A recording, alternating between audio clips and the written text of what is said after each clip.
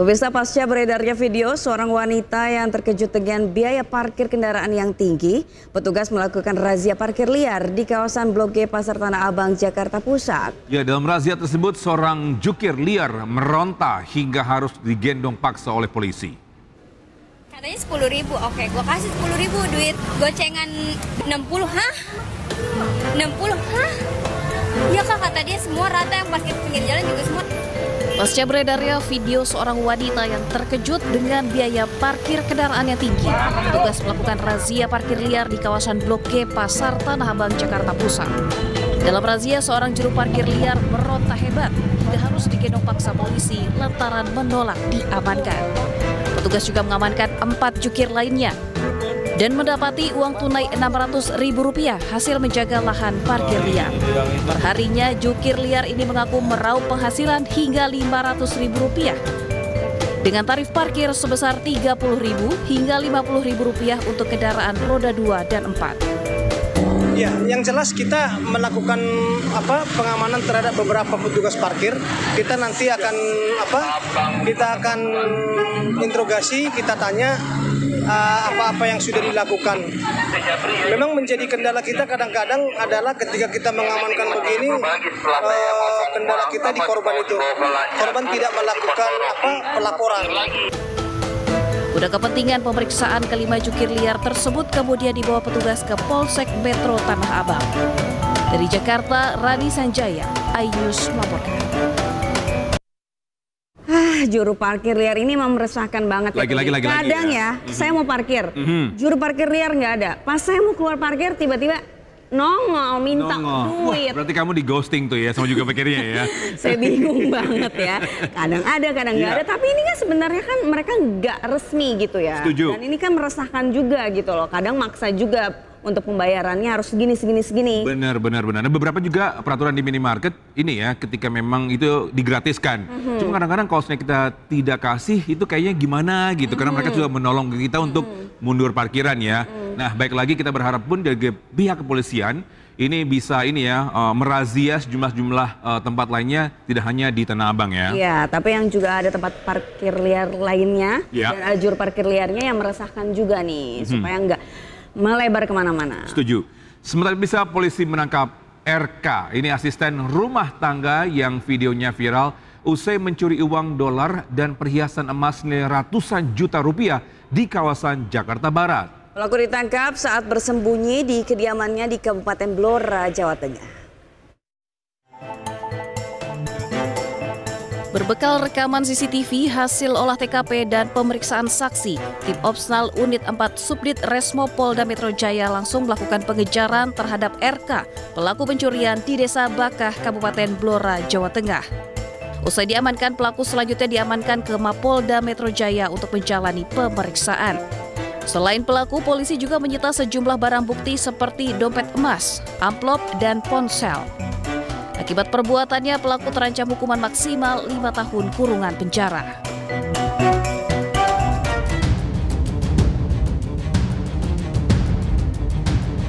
Sebelumnya, aksi RK tengah beraksi mencuri di perumahan Kembangan Elok, Puri Indah, Kembangan, Jakarta Barat ini terekam kamera CCTV. Pelaku mencari-cari barang berharga milik majikan yang ada di dalam lemari.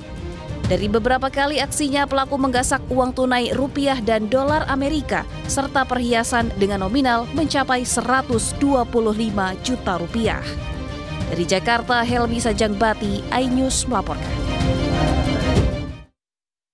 Pemirsa, viral aksi warga kejar dan merusak sebuah mobil minibus bermuatan belasan jerigen BBM di Cianjur, Jawa Barat. Ya, sebelumnya mobil minibus menabrak mobil lainnya langsung melarikan diri.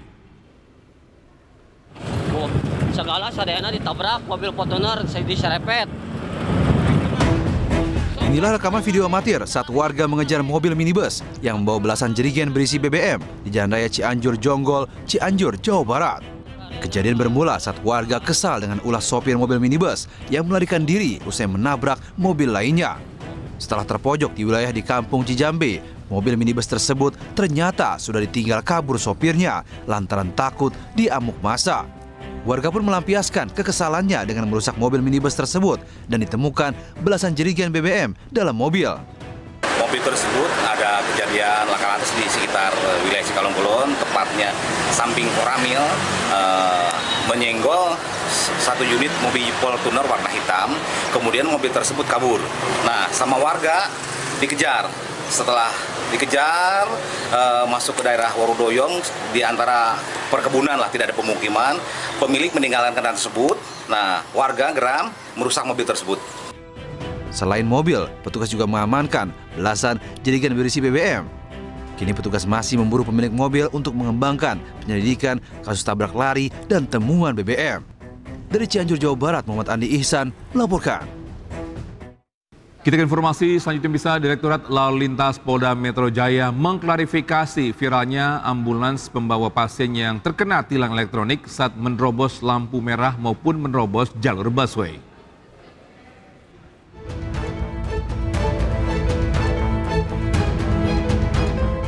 Inilah rekaman kendaraan ambulan yang terkena tilang elektronik. Berita tersebut menjadi viral saat para pengemudi mengunggah bukti pelanggaran. Bahkan ada juga dari pengemudi yang sedang membawa pasien berhenti di lampu merah karena takut akan terkena tilang elektronik. Lampu merah dong, berhenti ambulan.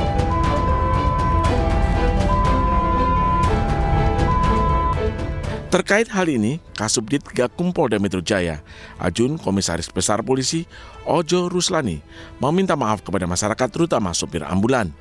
Menurut Ojo, ada kesalahan sistem dalam penindakan tilang elektronik saat mengcapture atau mengambil gambar kendaraan. Direktorat Penegakan Hukum menghimbau kepada para pengelola ambulan yang terkena tilang untuk segera memberikan sanggahan pada situs resmi ETLE di Lantas Polda Metro Jaya. Sistem tersebut akan memberikan panduan kepada pengemudi untuk membatalkan penilangan. Kita memberikan prioritas kepada mobil-mobil ambulan atau mobil jenazah. Namun karena ada kesalahan di dalam sistem kami di dalam mengcapture, maka terjadi capture atau tilang terhadap mobil ambulan. Apakah itu ambulan yang saat kejadian menerobos lampu merah, kemudian mengambil bahu kiri, kemudian masuk jalur Transjakarta. Maka kesempatan ini saya ingin sampaikan bahwa rekan-rekan dari pengelola ambulan silakan melakukan sanggahan di dalam website resmi ETLE Lantas Polda Metro Jaya. Seperti diketahui, media sosial dihebohkan dengan unggahan sejumlah mobil ambulan yang terkena tilang elektronik. Atas kejadian itu, para pengemudi ambulan yang membawa pasien merasa takut dan memilih untuk mematuhi peraturan lalu lintas. Dari Jakarta Selatan, Helmi Sajangbati, iNews melaporkan. Lampu merah dong, berhenti ambulan. Iya, aku kira cuman warga biasa doang bisa terkena surat cinta alias kiriman dari ini ya untuk dapat tilang ya. Ternyata ambulans pun juga bisa dapat ya. Padahal kan di peraturannya ambulans tidak boleh tilang. Ambulans, pemadam kebakaran, gitu loh. Tapi mungkin untuk sistem ETLE ini belum bisa mensensor yang mana ambulans, yang mana bukan ambulans. Jadi ini mungkin harus jadi evaluasi ke depannya. Evaluasi ini mungkin terkait dengan mungkin harus di restart mungkin. Namanya computerized. Panas, di reset, di restart. Karena mungkin panas, jadi mungkin nggak kedetek tuh ya sensor ambulansnya ya. Gitu. Iya, jadi biar bisa mensensor yang mana ambulans, yang mana mobil pemadam kebakaran, gitu. Yang mana juga mungkin konvoi yang pakai tetot. Baik, kita ke informasi selanjutnya bisa. Seorang anggota DPRD Sumatera Utara diduga menganiaya seorang pramugari Wings Air dalam penerbangan menuju Bandara Kuala Namu, Sumatera Utara. Menanggapi viralnya video tersebut, anggota DPRD Sumatera Utara membantah telah menganiaya pramugari tersebut.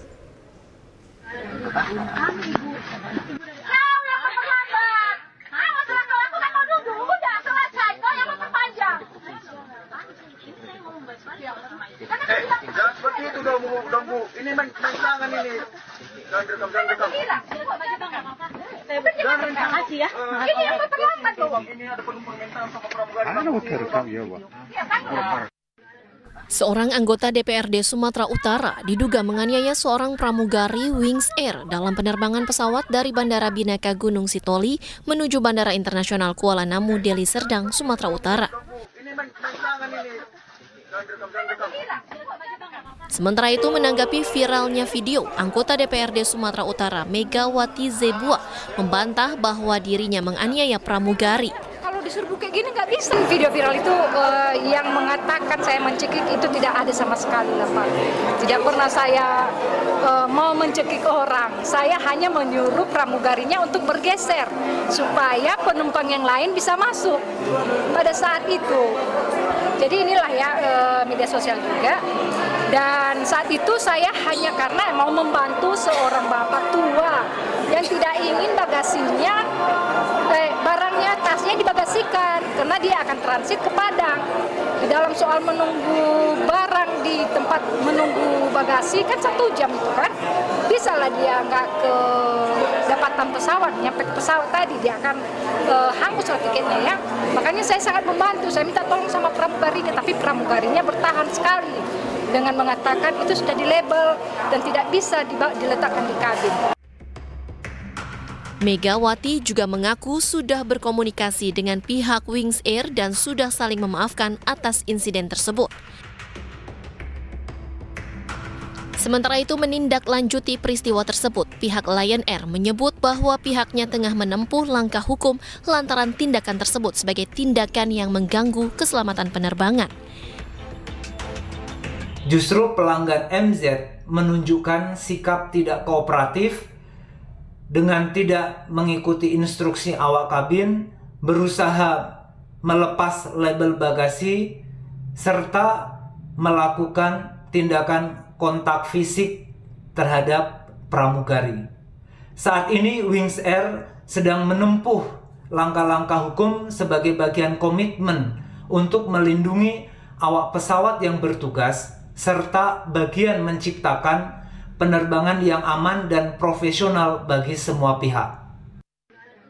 Insiden ini terjadi pada Minggu 13 April lalu ketika proses naik pesawat di mana anggota DPRD Sumatera Utara asal daerah pemilihan Sumatera Utara 8 ingin memasukkan kopernya ke kabin yang sudah dilabeli bagasi.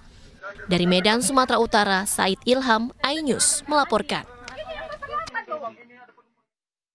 Ya, walaupun dia membela, namun ini sangat disayangkan ketika terjadi dengan seseorang yang ini ya, bisa bilang memberi contoh yang baik untuk masyarakat, seorang anggota Dewan Daerah ya. Iya, dan yang punya jabatan juga ya. Iya. Terkesannya kok punya jabatan jadinya angkuh, sampai bisa berbuat seperti itu. Tapi untungnya pramugarinya ini bisa melakukan self defense. Self defense, berarti dia habis membela diri.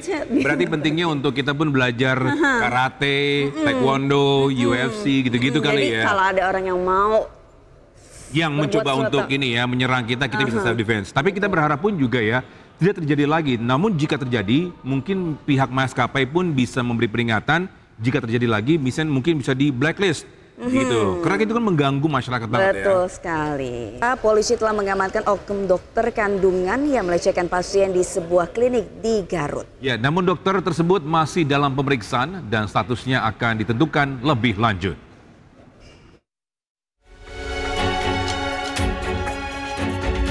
Setelah videonya viral, dokter kandungan yang melakukan pelecehan seksual terhadap pasien di sebuah klinik di Garut telah diamankan polisi. Pelaku langsung diperiksa secara intensif oleh Unit Perlindungan Perempuan dan Anak atau PPA Satreskrim Polres Garut. Kapolres Garut AKBP Muhammad Fajar Gemilang menyatakan pelaku telah diamankan kurang dari 24 jam setelah videonya viral. Pelecehan terjadi di sebuah klinik di Garut pada Juni tahun lalu dan pelaku juga sudah tidak membuka praktik lagi di Garut. Jadi karena viral tadi malam, langsung kita atensi. Polisi membentuk tim khusus baik dari Polres Garut bersama dengan Polda Jawa Barat langsung menindaklanjut dan alhamdulillah tadi siang sudah kita amankan yang bersangkutan. Demikian kita mendatangi klinik di sekitar Garut, ada klinik Karya Asta. Didapat informasi memang itu diduga terjadi sekitar bulan Juni 2024, jadi sekitar sudah 10 bulan yang lalu di lokasi. Pelaku yang kini telah diamankan, statusnya kini masih dalam pemeriksaan dan masih didalami untuk menentukan langkah selanjutnya. Sementara sudah ada 2 korban yang mendatangi langsung ke Polres terkait masalah ini. Dari Garut, Jawa Barat, II Solihin, iNews melaporkan.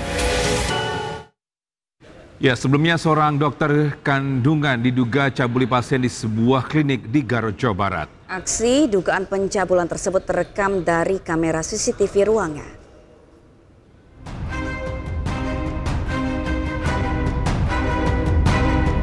Video dugaan pencabulan yang dilakukan oknum dokter kandungan terhadap pasiennya beredar viral di Garut, Jawa Barat. Aksi dugaan pencabulan terekam dari kamera CCTV ruangan. Akibat aksi tersebut, Wakil Ketua Komisi 3 DPR RI, Ahmad Sahroni, memberikan ultimatum kepada Polres Garut agar menangkap pelaku dalam waktu 1x24 jam. Jika tidak, maka atensi pemecatan akan langsung dilaporkan kepada Kapolri. Polisi Garut merespon ini secara cepat. Nggak usah lagi penyelidikan, ngapain? Wong di depan mata kelihatan kok. Harusnya segera. Bagaimana caranya? Itu yang tahu Polres Garut. Sisi penegakan aturan hukumnya Polres Garut yang tahu. Mestinya sih sama, nggak perlu lagi penyelidikan lah, ini jelas di depan mata kok. Nggak perlu Komisi 3 untuk mengawal. Nggak perlu, ini depan mata, nggak perlu. Tapi kalau dia lambat, 1x24 jam ini dokter nggak ketangkep, saya minta Kapolri Polres Garut ganti. Sementara Dinas Kesehatan Garut tengah selidiki apakah video yang viral adalah kasus baru atau lama. Karena tahun lalu seorang dokter bernama Dr. Syafril yang berdinas di rumah sakit pemerintah dilaporkan terkait kasus pencabulan. Namun sejak 2024 akhir, kontraknya telah dihentikan dan tidak lagi bekerja di pemerintah. Kasus yang memang sudah lama sebetulnya ya, di tahun 2024. Tapi memang untuk pastinya nanti saya mungkin akan klarifikasi lagi dan cek lagi ya ke dokumen-dokumen yang waktu itu masuk ke Dinas Kesehatan. Bu, kalau korban dulu sempat lapor nggak, Bu? Nantilah saya lihat lagi ya itu teh. Sempat lapor, beliaunya aktif lapor atau kitanya yang dapat laporan terus manggil gitu ya. Nah, itu yang mungkin yang harus saya pastikan lagi ya. Karena itu kasus sebetulnya sudah rada cukup lama ya. Ya maksudnya itu di 2024.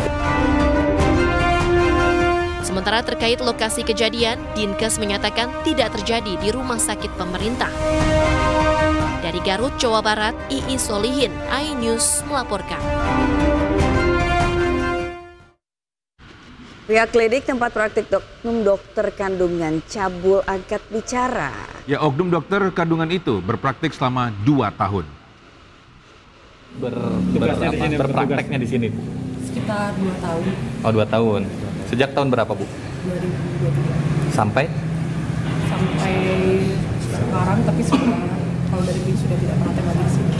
Itu sempat ada keluhan dari pasien yang disampaikan langsung ke pihak polisi. Ya, sempat ada keluhan. Kemudian saya juga sudah koordinasi dengan pihak kepolisian. Untuk selanjutnya kami serahkan kepada kepolisian. Ibu merasa dirugikan nggak, Bu, dengan adanya viral ini?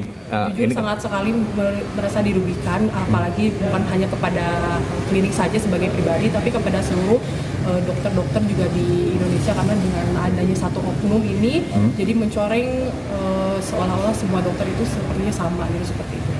Langkah-langkah yang dilakukan oleh pihak klinik sendiri seperti apa? Ada tuntutan nggak ke dokter ini, ke oknum ini? Karena sudah merugikan. Kami selanjutnya serahkan kepada pihak kepolisian. Oh, bukan maksudnya dari manajemen klinik ada tuntutan nggak misalkan ke oknum ini? Atau secara otomatis dipecat mungkin dokternya? Kalau dokternya memang sudah tidak praktek di sini lagi. Kalau untuk lanjutnya apa ada tuntutan atau sebagainya, kami akan koordinasikan juga dengan pihak hukum.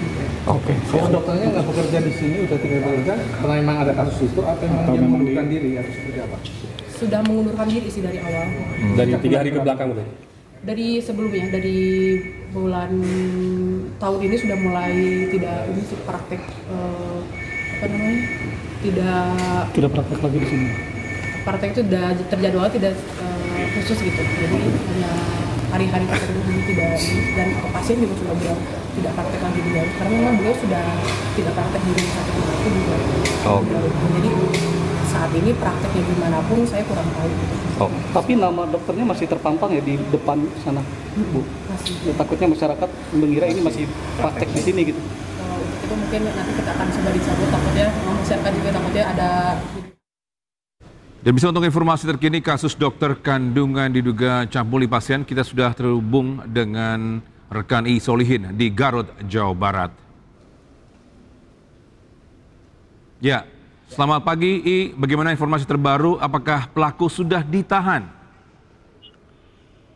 Baik, Togi dan Sabidra, kebetulan saya sedang berada di depan klinik swasta.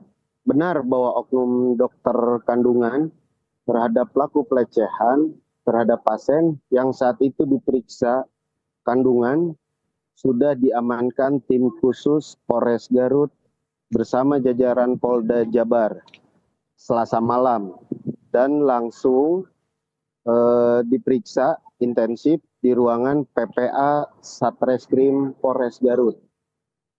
Kurang dari 24 jam, oknum dokter kandungan diamankan di sebuah lokasi di Garut, dan informasi dari pihak Polres Garut saat ini korban juga telah melaporkan sebanyak 2 orang. Hingga kini posko pengaduan masih dibuka dan belum ada tambahan korban yang melapor ke Polres Garut. Begitu, Togi. Ya, berarti saat ini pelaku berada di mana? Saat ini sudah diamankan di Polres Garut, di ruang PPA. Ya. Itu, Sabrina. Baik, rekan ini, bolehkah ceritakan kembali mungkin peristiwa ini, kapan ini terjadi? Baik, Togi. Ya, seperti ini kembali mencuat setelah potongan rekaman kamera CCTV menyebar luas di media sosial hingga akhirnya jajaran Polres Garut melakukan pemeriksaan mengenai lokasi di mana pelecehan dilakukan, dan Polres Garut membenarkan bahwa video yang beredar dilakukan oleh oknum dokter di sebuah klinik swasta di kawasan Garut Kota. Dan kejadian sebenarnya sudah terjadi pada tanggal 20 Juni 2024 lalu. Seperti itu, Sabrina dan Togi. Baik, terima kasih I Solihin melaporkan langsung dari Garut, Jawa Barat. Selamat bertugas kembali. Baik, itu informasi selanjutnya bisa. Sementara itu terkait kasus pelecehan seksual yang melibatkan dokter kandungan, pihak Kementerian Pemberdayaan Perempuan dan Perlindungan Anak akan memberikan perlindungan dan bantuan hukum kepada korban pelecehan dokter kandungan di Garut, Jawa Barat. Dan berikut pernyataan Menteri PPPA Arifah Fauzia. Berkoordinasi juga dengan unit P3A kami yang berada di sana, sudah sejauh mana yang dilakukan, kemudian upaya yang bisa kita lakukan paling cepat adalah melakukan perlindungan terhadap korban, apa yang dibutuhkan, pemulihan psikologisnya dan sebagainya. Kalaupun perlu bantuan hukum, kami bisa membantu mengkoordinasikan, tetapi itu sebetulnya bukan wilayah kami. Ya pemirsa, belum usai kasus pemerkosaan oknum dokter PPDS di Rumah Sakit Hasan Sadikin Bandung, kini viral video dugaan pencabulan oknum dokter kandungan terhadap pasiennya mencuat di Garut. Ya, anggota Komisi 8 DPR RI Atalia Praratya ini menyatakan kejadian itu menggerus kepercayaan masyarakat terhadap profesi dokter. Prihatinkan karena di tengah situasi kita sedang berupaya untuk memulihkan kepercayaan publik ya terkait dengan kasus-kasus yang terjadi sebelumnya, khususnya yang di RSHS. Kita ini sedang mencoba agar supaya masyarakat kembali pulih kepercayaan terhadap fasilitas kesehatan yang disediakan oleh pemerintah. Saya melihat bahwa ini sesungguhnya berarti yang harus dilakukan adalah bagaimana kita bisa memperbaiki masalah yang sistemik ya. Jadi kaitannya dengan pengawasan menjadi sangat penting, bagaimana kode etik profesi juga menjadi sangat penting gitu ya. Apalagi ini kan kasusnya adalah kasus relasi kuasa ya. Relasi kuasa ini yang sedang muncul belakangan ini ya. Ini menurut saya menjadi satu hal yang bagi perempuan seperti kami ini agak mengerikan sekali, karena profesi dokter itu adalah profesi yang kita sebut sebagai penyelamat jiwa gitu. Kita datang kepada mereka itu adalah untuk berobat, atau mungkin dalam situasi-situasi yang lebih sempit daripada itu, kaitannya dengan jiwa. Nah, maka tentu kita ingin memberikan semua yang bisa kita berikan, termasuk kepercayaan itu pada orang yang bisa kita percaya. Nah, ketika kasus-kasus ini muncul, ini dikhawatirkan itu akan terus menggerus kepercayaan masyarakat kepada profesi, khususnya profesi dokter. Jadi saya kira memang ruang untuk mereka bisa menyampaikan terkait dengan kekhawatiran mereka, begitu ya, itu perlu untuk disosialisasikan kembali. Nah, sebetulnya kita ini dari Kemen PPA itu punya yang namanya SAPA 129. Dari Komnas Perlindungan Anak juga ada, dan lain sebagainya juga ada, bahkan dari wilayah di Jawa Barat juga saya kira ada, begitu ya. Hanya mungkin sosialisasinya saja. Dan kadang-kadang karena tadi ya, karena kan untuk kasus yang di RSHS ini, mereka itu dibius, sehingga mereka sendiri bingung, itu apakah sebetulnya yang terjadi pada diri mereka, gitu. Kecuali tadi ada pendampingan dari keluarga sehingga mereka bisa mendorong agar supaya yang bersangkutan melakukan pemeriksaan mandiri dulu, kemudian apabila terjadi sesuatu dia langsung melapor, begitu ya. Itu kan. Kita beralih ke informasi lain pemirsa, setelah viral di media sosial pelaku pelecehan seksual wanita penumpang KRL komuter lain di stasiun Tanah Abang, Jakarta Pusat ditangkap. Ya, pelaku diamankan di dalam kereta relasi Rangkas Bitung Tanah Abang setelah wajahnya terdeteksi kamera pengawas stasiun. Tadi, aduh. Nggak dapat? Enggak, bukan tadi. Aduh. Kenapa? Apes banget kayaknya hari ini ya. Oh my God. Dapat driver nggak di cancel mulu kali? Enggak, bukan. Tadi kan aku pas mau turun eskalator. Iya.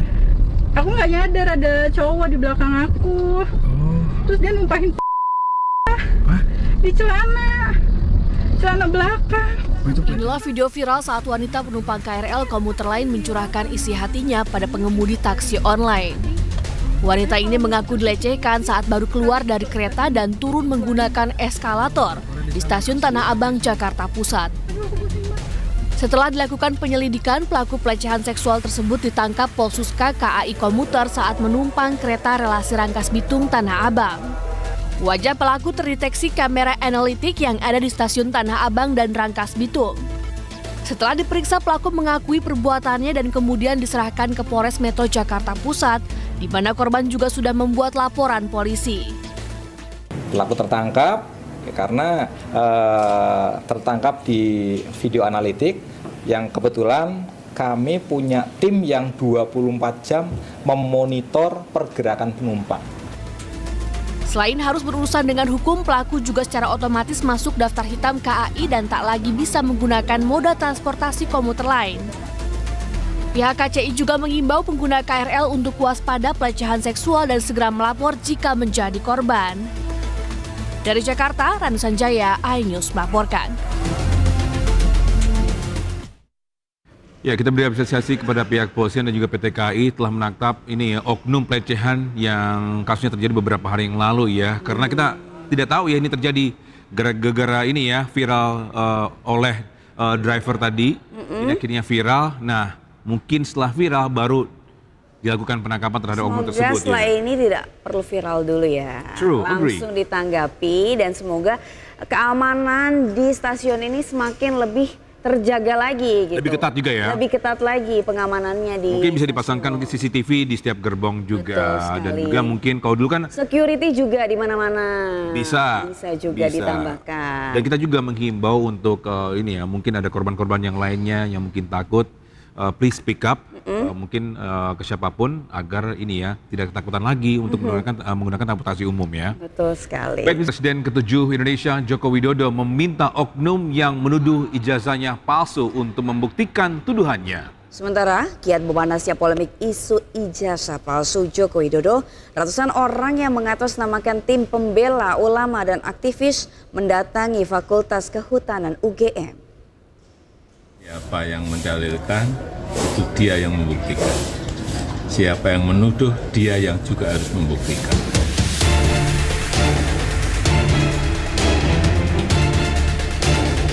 Polemik isu ijazah palsu Presiden ke-7 Indonesia Joko Widodo kian memanas. Meskipun sudah disampaikan dengan jelas oleh pihak Universitas Gadjah Mada Yogyakarta bahwa ijazah Jokowi asli, banyak pihak yang masih menuduh dan melayangkan gugatan kepada Joko Widodo.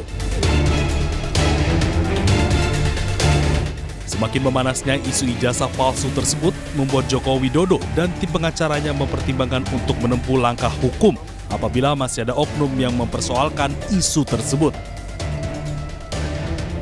Betul-betul kita ini kuliah di Fakultas Kehutanan, betul-betul ijazahnya dikeluarkan oleh Universitas Gadjah Mada dan sudah disampaikan, tidak hanya sekali kan oleh rektor, dekan sudah disampaikan, sudah dibuka seperti itu. Tapi kalau masih urusan huruf lah, urusan nanti urusan angka, urusan kalau itu udah. Dan yang paling penting, siapa yang mendalilkan, itu dia yang membuktikan. Siapa yang menuduh, dia yang juga harus membuktikan. Saya rasa itu.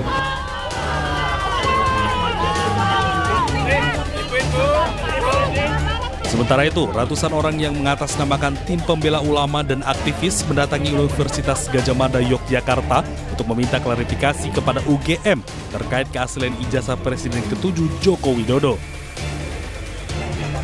Perwakilan massa menyebutkan bahwa isu ini akan selesai jika Presiden ke-7 Joko Widodo memperlihatkan ijazahnya kepada khalayak. Presiden Jokowi kita berharapkan untuk punya etikat baik. Kalau memang Presiden itu punya ijazah, serahkan. Saya meyakini kalau itu diserahkan, selesai masalahnya.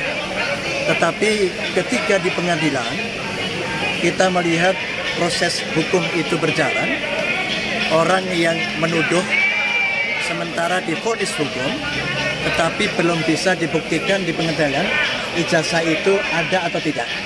Oleh karena itu, hari ini, tim pembela ulama dan aktivis dari Jakarta hadir dalam rangka klarifikasi dengan pihak UGM untuk menentukan apakah ijazah itu asli atau tidak. Sementara itu, Joko Widodo selalu menyampaikan dirinya benar-benar kuliah di Fakultas Kehutanan UGM dan ijazahnya resmi dikeluarkan oleh UGM dan sudah disampaikan tidak hanya sekali oleh Rektor UGM hingga dekan. Dari Solo, Jawa Tengah dan Sleman, Yogyakarta, Heru Trijoko Stepiantoro, iNews melaporkan. Ya, bisa sementara itu Kejaksaan Agung menetapkan satu tersangka baru dalam kasus dugaan suap terkait vonis lepas kepada terdakwa korporasi kasus korupsi ekspor CPO. Tersangka baru berinisial MSY. Tersangka baru MSY merupakan Social Security Legal Wilmar Group. MSY ditahan selama 20 hari ke depan di Rutan Salemba, Jakarta.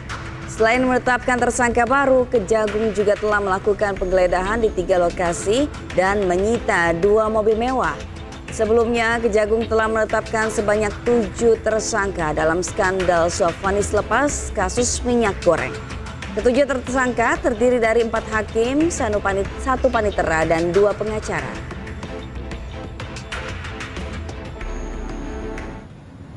Keterangan saksi dan dokumen baik yang diperoleh pada hari ini maupun 2 hari yang lalu,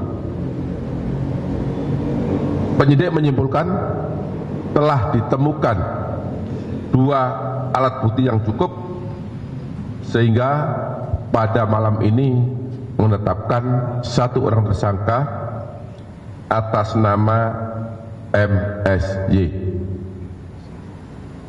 Ya, atas nama MSY, di mana yang bersangkutan sebagai Social Security Legal Wilmar Group. Terhadap tersangka dilakukan penahanan 20 hari ke depan terhitung mulai hari ini di Rutan Salemba, Cabang Kejaksaan Agung Republik Indonesia berdasarkan surat penahanan nomor 28 tanggal 15 April 2025. 4 hakim yang terjerat suap kasus ekspor minyak goreng pernah jadi sorotan publik saat menangani kasus-kasus besar. Ya, mulai dari sidang kasus KM 50, pembunuhan Brigadir Joshua, penyiraman penyidik KPK Novel Baswedan, hingga kasus yang menjerat petinggi FPI Rizik Syihab.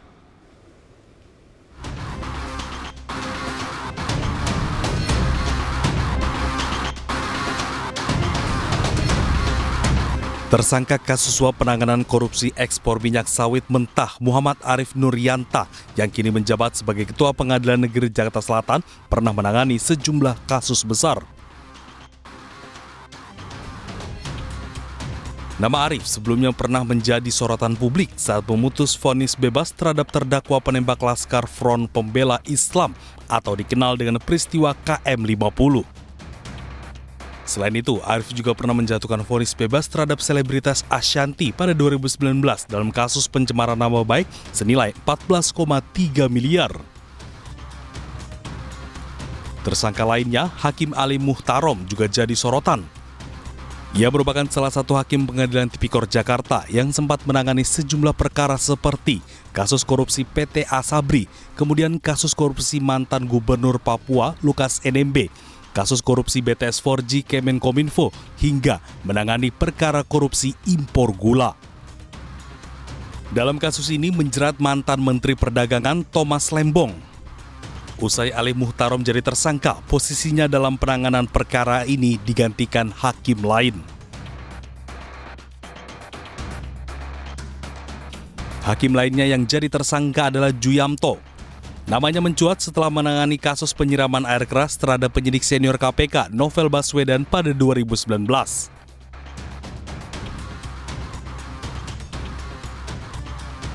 Saat itu, Juyamto memvonis 2 terdakwa penyiraman, masing-masing 2 tahun dan 1,5 tahun penjara.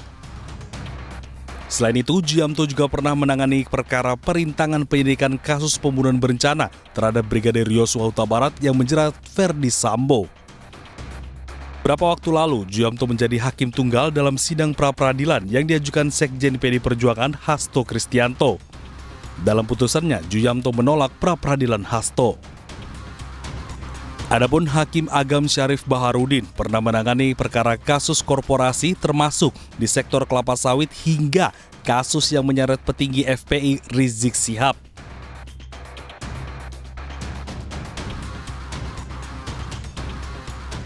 Terkait kasus kerumunan yang melanggar protokol kesehatan di masa pandemi COVID-19 di Megabendung Bogor, Jawa Barat. Tim Liputan iNews melaporkan. Kasus dugaan perselingkuhan yang menjerat mantan Gubernur Jawa Barat Ridwan Kamil dengan model majalah dewasa Lisa Mariana terus bergulir. Lisa Mariana bahkan mengaku memiliki anak dari RK.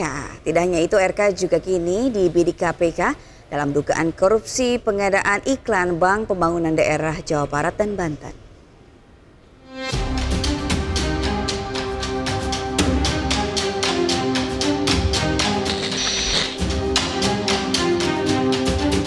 Kasus dugaan perselingkuhan mantan Gubernur Jawa Barat Ridwan Kamil dengan Lisa Mariana menghebohkan jagat maya. Dalam beberapa keterangannya di media sosial, model Lisa Mariana mengaku berpacaran dengan RK dan sempat diberi uang oleh RK untuk menggugurkan kandungannya. Tak lama setelah menjadi perbincangan publik, Lisa Mariana pun muncul ke publik. Dengan mengejutkan, Lisa mengaku mempunyai anak dari RK.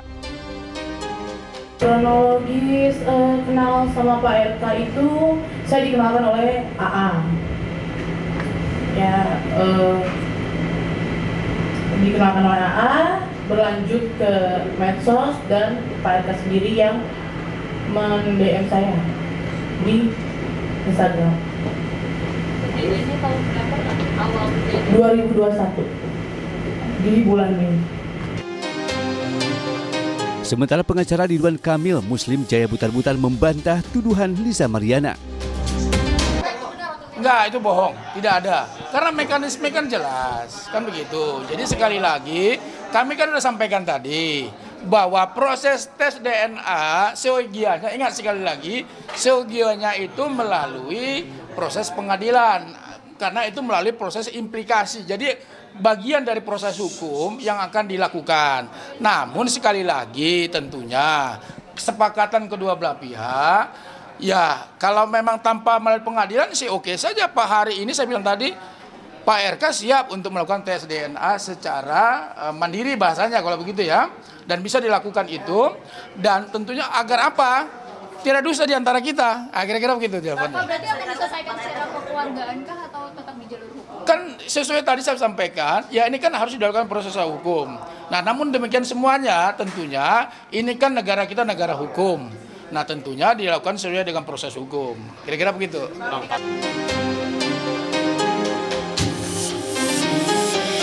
Belum usai kasus dugaan perselingkuhannya itu, kini Ridwan Kamil dihadapkan dengan kasus hukum. Komisi Pemberantasan Korupsi akan segera mengungkap peran mantan Gubernur Jawa Barat Ridwan Kamil dalam kasus dugaan korupsi pengadaan iklan Bank Pembangunan Daerah Jawa Barat dan Banten. KPK juga telah menyita sejumlah dokumen dan sepeda motor mewah milik RK sebagai barang bukti. Tim Liputan iNews melaporkan. Pemirsa, dalam program Rakyat Bersuara, praktisi hukum Farah Tabas menilai pernyataan Lisa Mariana mengenai kronologi pertemuannya dengan Ridwan Kamil tidak masuk akal. Ia pun menduga kuat langkah Lisa Mariana yang menuntut hak anak yang disebut adalah anak dari Ridwan Kamil adalah pemerasan. Mas sudah ngomong ya bahwa apabila dia ada kepentingan, jadi kita jangan juga ngomong ini kesana kemari. Dia kalau memang dia punya bukti dia buat laporan polisi. Lisa dong. Oke. Ya di situ kan dia bisa membuktikan bahwa saya gini gitu. Mungkin apa? Sampai sekarang nggak ada laporan itu. Nggak ada gitu. Terus kedua masalah budaya. Kalau dalam hukum Islam ini orang yang dia berzina ada suami istri itu semua diam-diam harus ada saksi 4. Ketahuan benar dirajam. Nah ini terbalik. Nggak ada yang tahu beritahu, membuktikan segala macam, nggak takut ya. Berarti hukum kita nggak menjangkau ke situ. Nah untuk dalam hal ini tadi Pak Bupati Purwakarta udah sangat bijaksana. Gue pikir tadi, wah ini orangnya Pak KDM jangan salah mau hantam Ridwan Kamil, tapi jawabnya bagus Pak.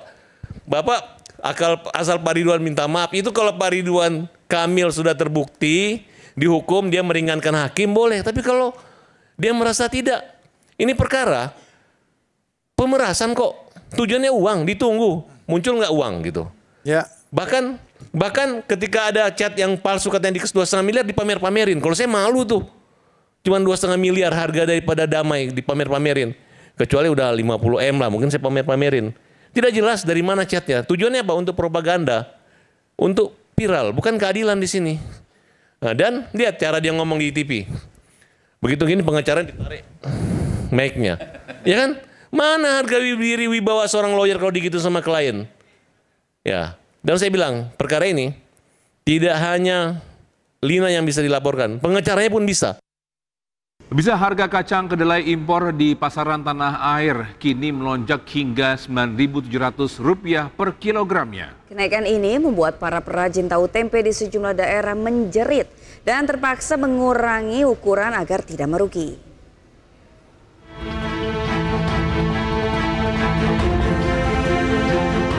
Tingginya harga kedelai impor membuat para perajin tahu dan tempe di Kota Salatiga, Jawa Tengah menjerit.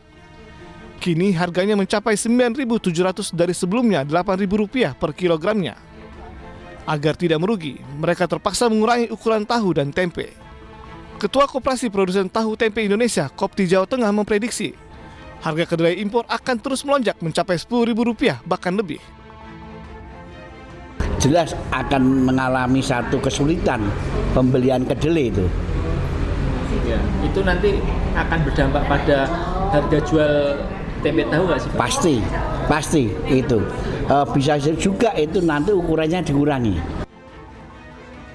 Di Denpasar, Bali, produsen tahu mengeluhkan kenaikan harga kedelai impor. Agar bisa tetap memproduksi, mereka berupaya mensiasatinya dengan mencampur kedelai impor dengan kedelai lokal. Namun kualitas tahu yang dihasilkan juga menurun karena kualitas kedelai lokal jauh dibanding kualitas kedelai impor. Di Bali, harga kedelai impor saat ini mencapai Rp10.500 per kilogramnya.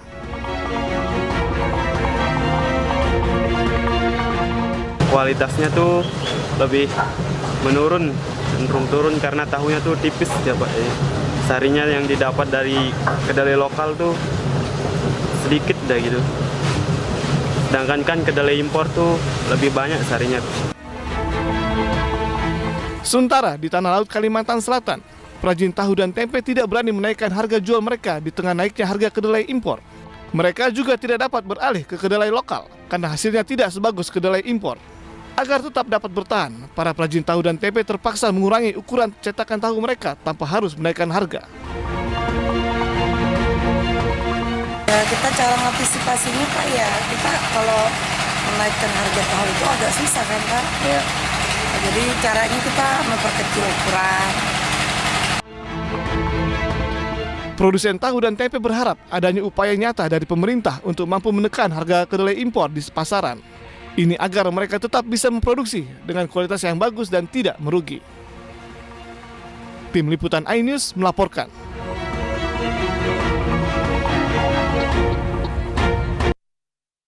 Ya, lalu bagaimana dengan produsen tahu tempe di Jakarta? Kita sudah terhubung dengan Amrina Rida di Rumah Produksi Tahu Semanan, Jakarta Barat. Ya, selamat siang Amrina, apakah kenaikan harga kedelai ini mempengaruhi produksi?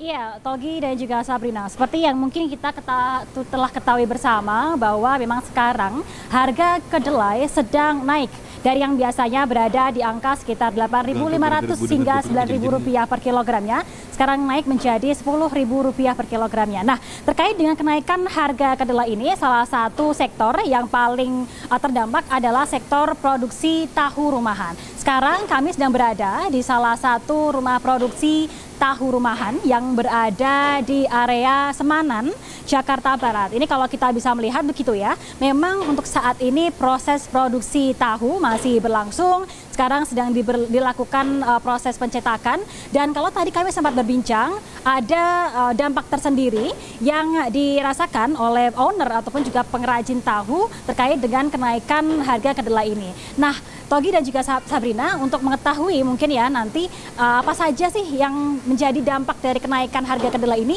kita akan coba langsung tanyakan saja ke salah satu owner dari rumah produksi ini, yakni ada bersama kami Pak Diskam yang dari tadi secara langsung turun memproduksi tahu ini. Kita coba tanya terlebih dahulu. Halo, selamat siang Pak Diskam. Pak bisa minta waktunya sebentar untuk berbincang ya? Oke. Pak Diskam, ini kalau kita melihat proses pengolahan tahu masih berlangsung hingga kini. Tapi sebagai pengrajin tahu, apa sih Pak sebenarnya dampak dari kenaikan harga kedelai terhadap proses produksi ini? Ya, sungguh luar biasa ya bagi kami pengrajin tahu maupun tempe. Dampak dari kenaikan itu yang jelas efek sampingnya yaitu efek dominonya ke penjualan ya. Karena kami ini yang tadinya berpenghasilan agak lumayan, sekarang penghasilan itu buat nambah modal, ya. Jadi kami dengan terpaksa juga mengurangi kapasitas produksi kami yang tadinya bisa 5-6 kintal, sekarang 4 kintal karena di samping nambah modalnya juga lumayan ya. Jadi kami sementara ini kami kurangin dulu deh. Pak Diskam, tadi kan sempat berbincang juga sebelumnya kepada kami, tim iNews, bahwa sekarang produksi tahu membutuhkan 4 kuintal kedelai. Ini sekarang harganya gimana Pak? Sebelumnya 4 kuintal ini butuh berapa? Sekarang jadi berapa Pak modalnya? Untuk modal kedelai saja yang dari awal kita butuh 3.200.000 sampai 3.500.000, saat ini sudah membutuhkan 4 juta rupiah untuk kedelai saja. Belum dari yang lain-lainnya, kenaikan minyak, kenaikan harga kayu bakar, bahan baku yang lainnya. Sehingga dalam satu hari itu kami untuk produksi yang sama minimal kami nambah modal sekitar 1 juta rupiah. 1 juta rupiah untuk nambah modal. Untuk mensiasati adanya kenaikan harga kedelai ini dan agar nantinya produk tahu yang ke pasaran ini tidak naik, kan tadi dikurangi begitu ya Pak ya. Untuk mengurangi ukuran itu sebenarnya apa yang dikurangi Pak? Apakah ketebalannya, ukurannya atau seperti apa sebenarnya? Kami mencoba ketebalannya kami kurangin ya, jaga kami mohon maaf kepada konsumen kami. Bukan berarti kami tidak mau menjual tahu yang standar, tetapi karena kos produksi kita yang tinggi, akhirnya mau nggak mau kami harus mengurangi ketebalan dari tahu tersebut gitu. Nah, kalau dari Pak Diskam sendiri ini ya mungkin sebagai pengrajin tahu yang terdampak akibat harga kedelai yang naik, apa yang diinginkan dari Pak Diskam kepada pemerintah ataupun juga mungkin stakeholder lainnya nih Pak? Kepada pemerintah, baik itu Kementerian Perdagangan, Kementerian Koperasi, UMKM, Bulog, Bapanas, semua stakeholder yang ada di Republik ini, bantulah kami pengrajin. Kami tidak meminta harga yang murah, tetapi tolong stabilkan harga dengan yang terjangkau oleh kami pengrajin kecil UMKM, sehingga kami bisa berproduksi dengan tenang. Untuk kenaikan itu, kalaupun memang harus ada kenaikan, jangan setiap hari Rp100, Rp150, tetapi kontinu, yang akhirnya akan sampai juga di angka yang tinggi. Kami mohon kepada pemerintah untuk bisa menstabilkan harga kedelai ini. Terima kasih Pak Diskam atas waktunya. Semoga ini nanti harga dari kedelai bisa kembali normal begitu ya. Oke. Nah, Togi dan juga Sabrina, kalau misalnya kita lihat tadi ya, memang ternyata yang paling berpengaruh adalah bahwa kenaikan harga kedelai ini disiasati dengan mengurangi ketebalan dari tahu yang diproduksi. Ini kalau misalnya kita lihat begitu ya, ini adalah hasil dari produksi tahu di rumah produksi ini. Dan memang berdasarkan penuturan dari Pak Diskam tadi, bahwa untuk ukuran ataupun juga ketebalan dari tahu ini dikurangi. Yang biasanya penuh satu full dari cetakan, ini dikurangi sekitar 1 cm untuk pada akhirnya mengurangi ongkos ataupun juga biaya produksi. Dan tadi juga disampaikan, tadi kami sempat berbincang bahwa salah satu yang diharapkan adalah agar pemerintah bisa kembali menstabilkan harga kedelai. Kembali ke Anda, Togi dan juga Sabrina. Baik, terima kasih Amrina Rida melaporkan langsung dari Semanan, Jakarta Barat. Selamat bertugas kembali.